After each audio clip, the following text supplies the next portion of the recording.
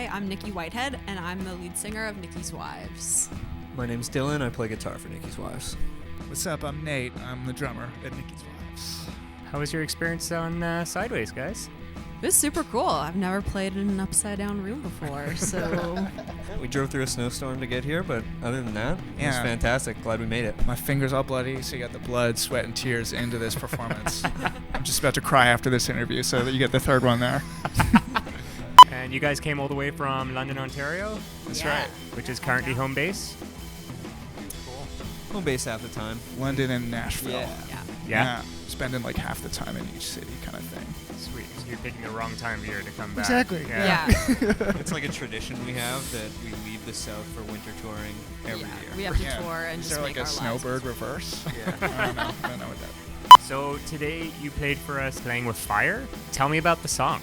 So Playing with Fire is kind of an old one for us, and we struggled with it forever to try and get like a cool production and to get the song to fit with like the NIKKI'S Wives vibe. So we tried like a reggae version. We tried everything. Like there's literally Just every started throwing version ideas at it. of this song. And then I don't know, like about a year ago, we kind of came up with this idea.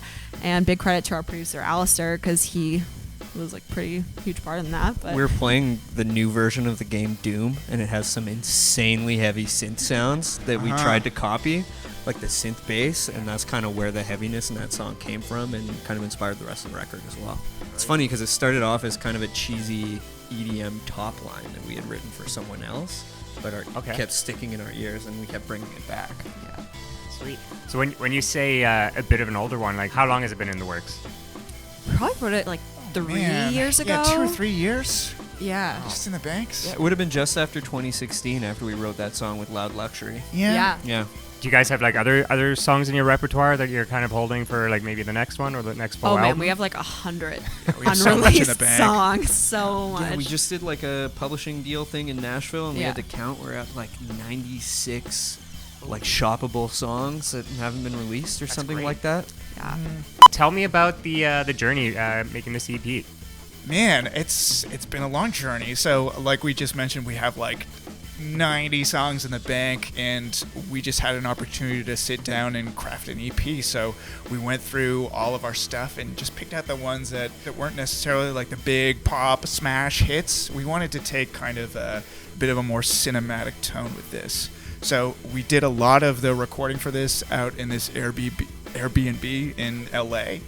And a funny story about the title, Bloom, whenever we would punch in the GPS directions to this Airbnb, it would come up as Bloom Recovery. So we're like, this is kind of weird. And we found out later that it was a treatment center before it was bought and then became an Airbnb. So we kind of wanted to take that like start from day one process of of this EP, like sort of the approach that we took with it. Tell me how that felt.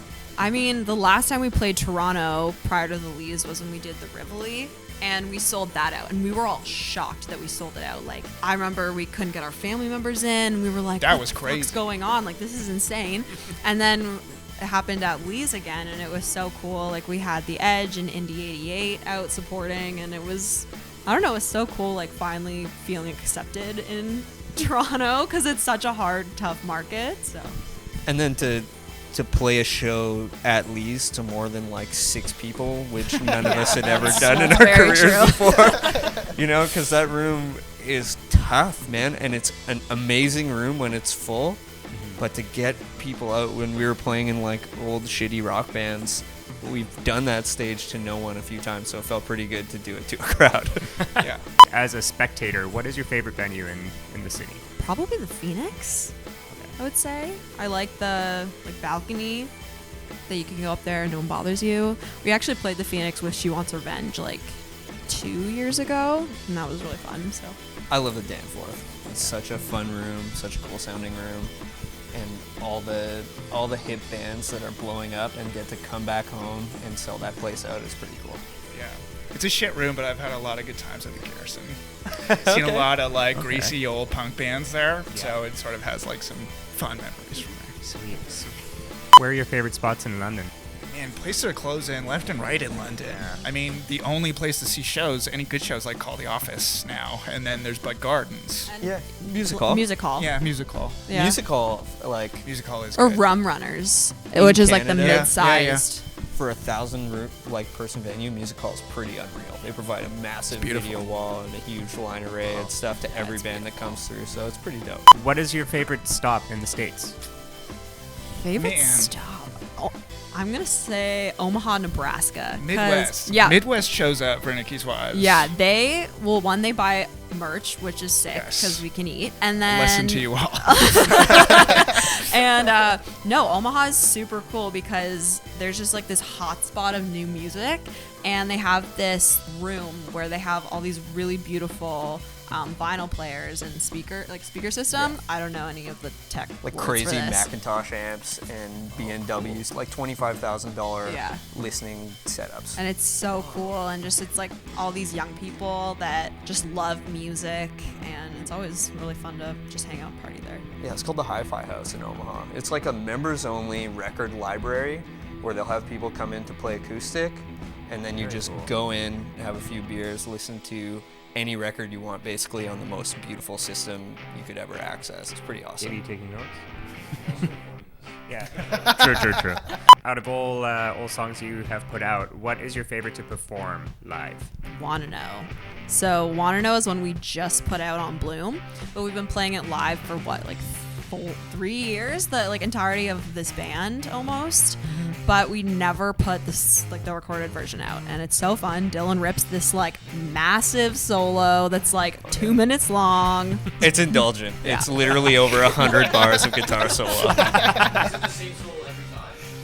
It's the same length every time.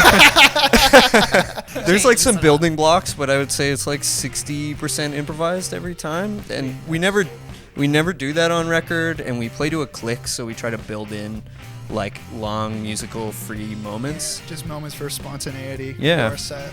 We talked about venues. What about some favorite drinking spots in Toronto specifically, and then we can talk about London as well. There's this cool like Japanese whiskey place called Black Dice. Oh yeah. I think it's at like College Dundas. I or don't something know. Like that. I have no idea where it was, but I just know that I met you randomly we one night. randomly ran into each other there. It was really bizarre. Where do you do your karaoke? That you Oh, we go to always see K-Town. Yeah. yeah. We're big karaoke people. Yeah. So yeah, we'll just get real sloshed up and go sing Celine Dion and Yeah. Shania. Shania's a big one. Yeah, my Backstreet opener's Boys. "Man, I Feel Like a Woman" for every karaoke. Yeah. Every karaoke, my We do first a song real is good "Man." Backstreet Boys, too. Yeah. Oh, yeah, they have like the dance down Yeah. too. No way, really? Yeah. That's great. I want to talk tattoos. We talked tattoos a little bit before the session Yeah. started, and you had some fun stories about your dad.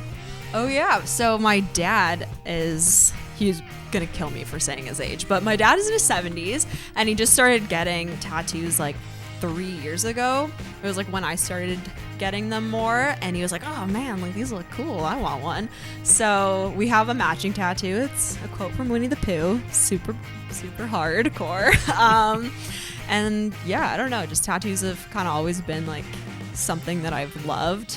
When I was like 10, I used to buy those like fake tattoo sleeves and like wear them, and I was like, I can't wait to have sleeves when I'm older, and just like it's something I've always loved and wanted to be a part of. I just have the one, and it's the bridge where I grew up. And then one time my dad almost caused a forest fire, so that's the burning tree when we came back on the school bus across that bridge. I don't know. How did your dad do that? He decided to burn the lawn or burn the field so he could replant, and it was a little windy. Just got out of hand. Got out of hand. Windy. So His he had like dad's this a little little- tractor, and I remember pulling up in the school bus and seeing my dad in the tractor just black with soot, trying to tamp down the fire with the bucket of the tractor. Yeah, I don't have any, by the way. No tattoos? Fresh canvas. Nate's- No particular reason Yeah. why not. Just, Any ideas to get any, or just not your thing? just waiting for the We right had a moment, really funny you know? one for you. Vita Did we? Loca Oh, across yeah, the Vita knuckles. Loca on your knuckles. Vita Loca. And then do it. yeah, That should be your I know, first I tattoo. know. Your first one. fun story from, let's say, your last tour? I mean, the last one at Voodoo Fest on this tour, we got hit by a tropical storm, and the tent we were playing in had no backstage access. And we show up in the morning, and the grounds are just so messed up, filled with mud and water. There are golf carts stuck everywhere, and we have to put on rubber boots.